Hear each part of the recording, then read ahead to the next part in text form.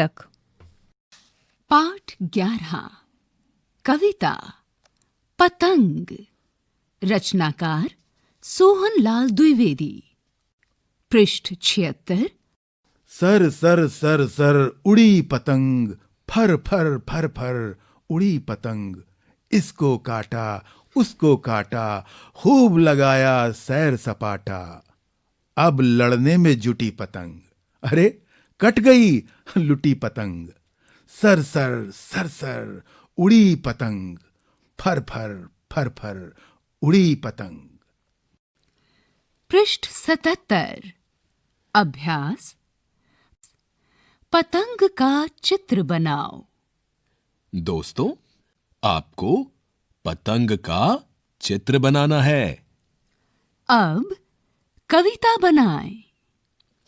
Sir sir sir sir उड़ी पतंग, घंटी बोली रिक्त स्थान रिक्त स्थान रिक्त स्थान। उड़ता कपड़ा रिक्त स्थान रिक्त स्थान रिक्त स्थान। रिक्त स्थान रिक्त स्थान, खन खन खन। पृष्ठ 78। अभ्यास। सोचो और लिखो। तुम पतंग के साथ सैर सपाटे पर गईं। वहां तुमने क्या क्या देखा, जरा बताओ तो। पतंग कटकर कहां कहां गिर सकती है, जरा ये भी बताओ। कागज से कुत्ता बनाओ। पृष्ठ 79। सुहानी कहती है, अब खेल का समय। इस खेल में हमें पासा फेंकना है। हमारे पास 24 खाने हैं। पासा फेंकने पर जो भी अंक आए, उस हिसाब से उस खाने में लिखी हुई चीजों को करना है। पहले खाने में लिखा है शुरू करो, यानी खेल शुरू करो। और दूसरे पर लिखा है मछली पर कविता सुनाओ, नाव में जाओ। तीसरा खाना खाली है, लेकिन यहां पर अध्यापक अपने मन मुताबिक बच्चों से कोई भी कार्य करवा सकते हैं। इसी तरह चौथा भी खाली है। पांचवें खाने में लिखा है का से शुरू होने वाले 5 बच्चों के नाम बताओ, पतंग उड़ाओ। छठा खाना मगर खाली है।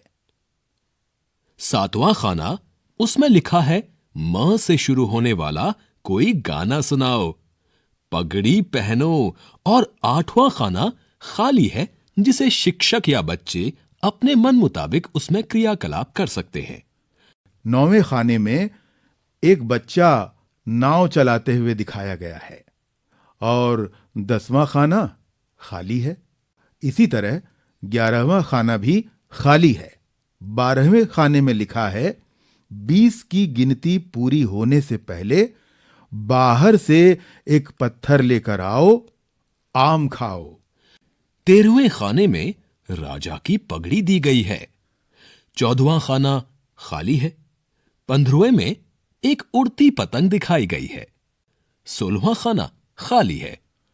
17वां खाना है आ से शुरू होने वाली 4 चीजों के नाम बताओ, झूला झूलो। और 18वां खाना खाली है। 19वें खाने में एक आम बना है। और 20वें में एक फिसलने वाला झूला, जिसमें एक बच्चा फिसल रहा है। 21वें खाने में लिखा है 5 बार चुटकी बजाओ और चुस्की का मजा लो। और 22वें खाने में एक चुस्की बनी है। फिर 23वें में लिखा है जल्दी जल्दी 4 बार बोलो, कच्चा पापड़ पक्का पापड़। आगे बढ़ो। और फिर आता है 24वां खाना, जिसमें लिखा है हुर्रे, जीत गई। अध्यापकों के लिए निर्देश। बच्चे सुझाया गया काम करेंगे। सही करने पर आगे बढ़ेंगे। गलत करने पर एक बारी छोड़ेंगे। इसी के साथ रिमझिम भाग 1 का 11वां पाठ यहाँ समाप्त हुआ।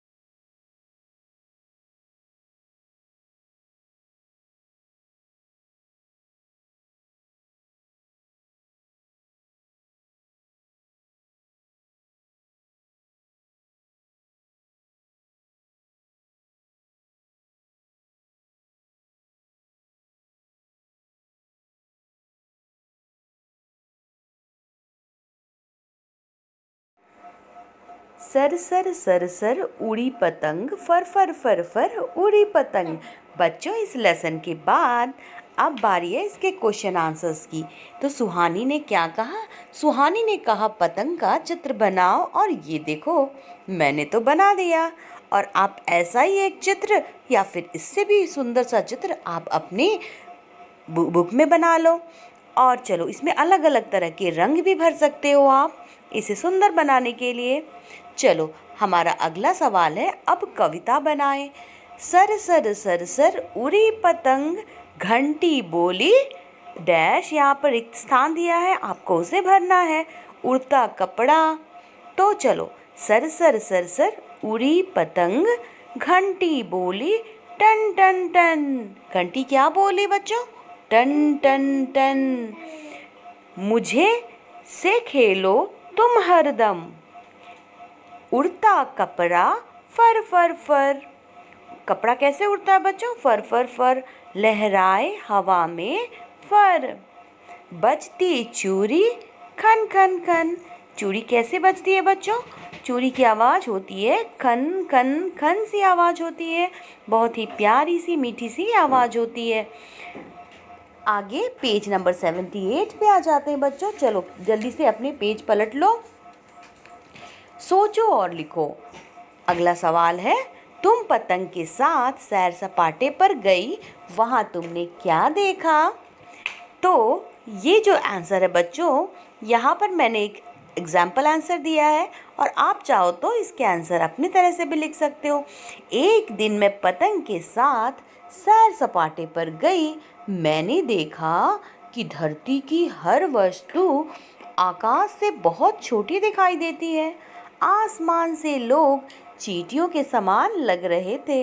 धरती पर खेत हरी चादर के समान प्रतीत हो रहा था, और बादल तथा पक्षी आकाश में हमारे साथ उड़ रहे थे। मैं पतंग के साथ आकाश में उड़ने का आनंद ले रही थी। हवा बहुत तेज थी, चारों ओर दूर दूर तक आकाश दिखाई दे रहा था। आगे बच्चों अगला सवाल है, पतंग कटकर कहाँ कहाँ गिर सकती है? पतंग कटकर पेड़ के ऊपर गिर सकती है, या फिर बिजली के खंभे पर गिर सकती है, या फिर बिजली के तारों पर भी गिर सकती है, जमीन पर भी गिर सकती है, इमारतों की छतों इत्यादि पर भी गिर सकती है।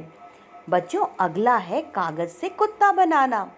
तो ये आपको एक कागज का टुकड़ा लेना है और फिर उसे मोड़ते हुए उससे कुत्ता बनाना है। फिर आगे है एक प्यारा सा अच्छा सा खेल, जिसमें अब सुहानी कहती है कि अब खेल का है समय। तो चलो वो खेल आप अपने फ्रेंड्स के साथ या फिर अपने टीचर के साथ या फिर अपने पेरेंट्स के साथ अपने घर में या फिर स्कूल में हर जगह आप खेल सकते हो। तो चलो इस खेल को खेलो, और खेल कैसी लगी ये कमेंट में लिख के ज़रूर बताना। जल्दी ही मिलते हैं अपने नए वीडियो में एक नए लेसन के साथ।